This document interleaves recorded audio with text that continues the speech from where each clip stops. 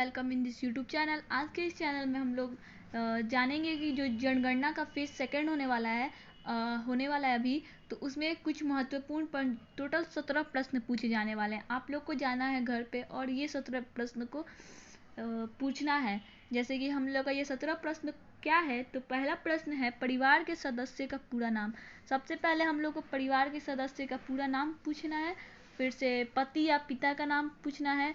परिवार के प्रधान से संबंध, कि घर में किसके जरिए पैसा आ रहा है और रोजी रोटी चल रहा है, उससे संबंध क्या है वो पूछना है। फिर आयु वर्ष में, फिर लिंग, उसका कौन सा जेंडर है, वैवाहिक स्थिति, उसका विवाह हुआ है कि नहीं हुआ है, धर्म क्या है उसका, जाति का एक नाम एवं कोड, फिर से शैक्षणिक योग्यता। फिर से अगला प्रश्न पूछना है कार्यकलाप। अगला प्रश्न है आवासीय स्थिति। फिर पूछना है अस्थायी प्रवासीय स्थिति। फिर कंप्यूटर लैपटॉप घर में है कि नहीं। फिर मोटर वाहन, कृषि भूमि, आवासीय भूमि, फिर सभी स्रोतों से मासिक आय और आधार संख्या। इतना प्रश्न हम लोग को टोटल 17 क्वेश्चंस पूछना है इस जनगणना में। फिर से परिवार के सदस्यों का नाम, जिसमें इस प्रश्न के उत्तर में परिवार के सभी सदस्यों का नाम लिखा जाएगा। जो हम लोग को प्रपत्र मिलेगा उसमें परिवार के सब सदस्यों का नाम लिखना है। प्रपत्र में देवनागरी लिपि में और मोबाइल ऐप में अंग्रेजी में लिखा जाएगा। यानी जो हम लोग को प्रपत्र मिलेगा उसमें हम लोग को हिंदी में लिखना है और जो मोबाइल ऐप है उसमें हम लोग को इंग्लिश में लिखना रहता है। तो फिर से है, नाम लिखने से पूर्व परिवार के प्रधान या किसी अन्य सदस्य से नाम की वर्तनी स्पेलिंग सही समझ ली जाएगी। यानी नाम लिखने से पहले परिवार के प्रधान या अन्य किसी से उसका स्पेलिंग एकदम हम लोग को सही प्रपत्र में भरना होता है और हम लोग को स्पेलिंग यहाँ पे मिस्टेक नहीं करना है। समझ बूझ के ही स्पेलिंग को सही नाम पढ़ के लिखना है। यदि परिवार में कोई पढ़ा लिखा व्यक्ति नहीं हो तो परिवार के सदस्यों का कोई परिचय पत्र, राशन कार्ड आदि मांग कर सही वर्तनी लिखा जाएगा। अगर कोई परिवार में पढ़ा लिखा नहीं हो, जो स्पेलिंग नहीं बता रहा हो, तो उससे उसका राशन कार्ड या कोई परिचय पत्र मांग के उसका सही स्पेलिंग वर्तनी लिखी जाएगी। यदि प्रथम चरण में बताए गए सदस्यों में से किसी की मृत्यु हो गई हो या अब वह परिवार के साथ नहीं रहता है तो उसका नाम नहीं लिखा जाएगा, परंतु मोबाइल ऐप में उसका नाम एवं उसके पति पिता के नाम लिखने से उपरांत ड्रॉप डाउन से विकल्प चुना जाएगा, जिसका उपरांत कोई अन्य आंकड़ा भरने की आवश्यकता नहीं होगी। यदि परिवार के कोई सदस्य की मृत्यु हो गई हो या वो परिवार के साथ नहीं रहता हो तो उसका नाम प्रपत्र में नहीं लिखा जाएगा। प्रपत्र में उसका नाम नहीं लिखा जाएगा, परंतु उसका नाम मोबाइल ऐप में भरना होगा। परिवार के प्रधान का नाम अवश्य रूप से भरा जाएगा, जो किसी भी क्रमांक पे हो सकता है। परिवार के प्रधान का नाम यानी परिवार में जिसके जरिए पैसा आ रहा है, रोजी रोटी चल रहा है, उसका नाम भरा जाएगा। चाहे वो 1 नंबर पे हो, 2 नंबर पे हो, किसी भी क्रमांक किसी भी संख्या पे भरा जा सकता है। जरूरी नहीं है कि एक प्रधान है तो उसका नाम फर्स्ट पे भरा जाएगा।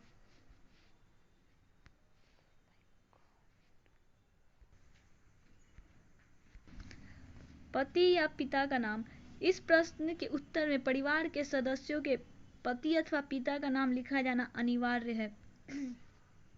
यदि कोई महिला अपने बच्चे के पिता का नाम नहीं बता पा रही है तो इसके 2 कारण हो सकते हैं। यदि सामाजिक कारणों से पति का नाम नहीं ले पा रही है तो उसी आंगन या पड़ोसी से पूछकर प्रविष्ट की जाएगी। यदि महिला बच्चे के पिता का नाम नहीं बताना ही नहीं चाहती तो उसे बाध्य नहीं किया जाएगा और तब माता का नाम लिखा जा सकेगा।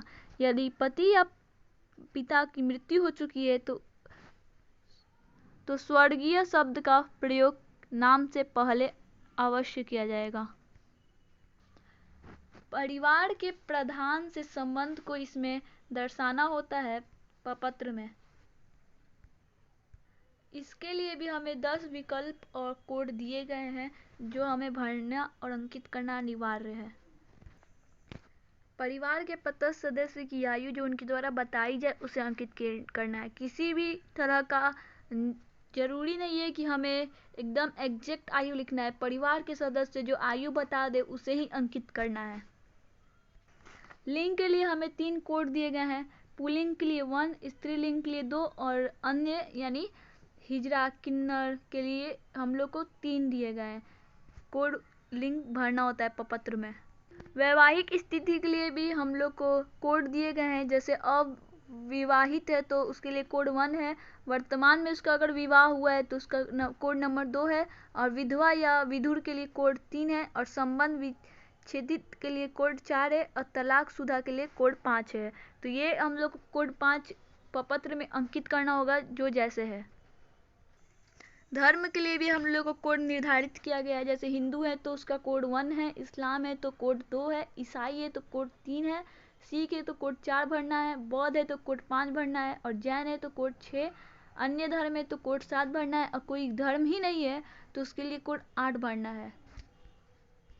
इसमें हम लोग को जाति कोड भी अंकित करना होता है। अलग अलग जाति का अपना अलग अलग कोड है। शैक्षणिक स्थिति में भी हम लोग को कोड निर्धारित है जिसके कुल 53 विकल्प दिए गए हैं। उसे भी हम लोग को प्रपत्र में अंकित करना होगा। कार्यकलाप को भी हम लोग को अंकित करना होता है। यदि कोई काम कर रहा है, यदि वह सरकारी नौकरी में है तो उसका कोड 1 भरेंगे। यदि जैसे कि वह कृषक है तो उसका कोड 5 है, अन्य मजदूर है तो 8 है, गृहिणी है तो 14 है, अगर कचरा बीनना है तो उसका कोड 11 है, अगर वो भिखारी है तो उसका कोड 10 है, या कुछ नहीं करते हैं तो उसका कोड नंबर 15 है। तो कार्यकलाप के हिसाब से ये कोड हम लोग को प्रपत्र में अंकित करना होगा।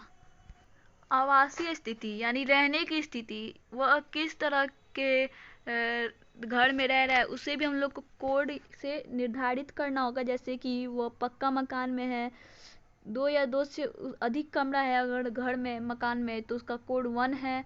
यदि पक्का मकान यानी 1 कमरा का मकान है तो उसका कोड 2 है। अगर 3 छत के है तो उसका कोड 3 है। झोपड़ी में रहता है तो कोड 4 अंकित करेंगे। अगर आवासहीन है तो कोड 5 अंकित प्रपत्र में करना पड़ेगा।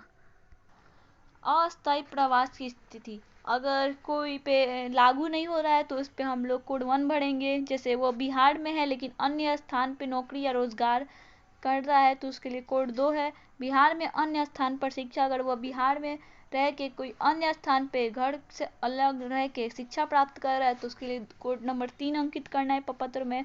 ऐसे ही अगर अन्य राज्य में शिक्षा कर रहा है तो कोड 6 और अन्य देश में शिक्षा अर्जित कर रहा है तो उसके लिए कोड 7 प्रपत्र में अंकित किया जाना अनिवार्य है। जैसे कि हम लोग का एक प्रश्न कंप्यूटर और लैपटॉप पे है तो इसके लिए भी कोड निर्धारित किया गया। जैसे इनका 3 विकल्प मिलेगा। अगर हाँ इंटरनेट के साथ अगर कंप्यूटर या लैपटॉप है तो उसका कोड है 1। अगर हाँ इंटरनेट के बिना है कंप्यूटर या लैपटॉप तो उसके लिए कोड नंबर 2 है।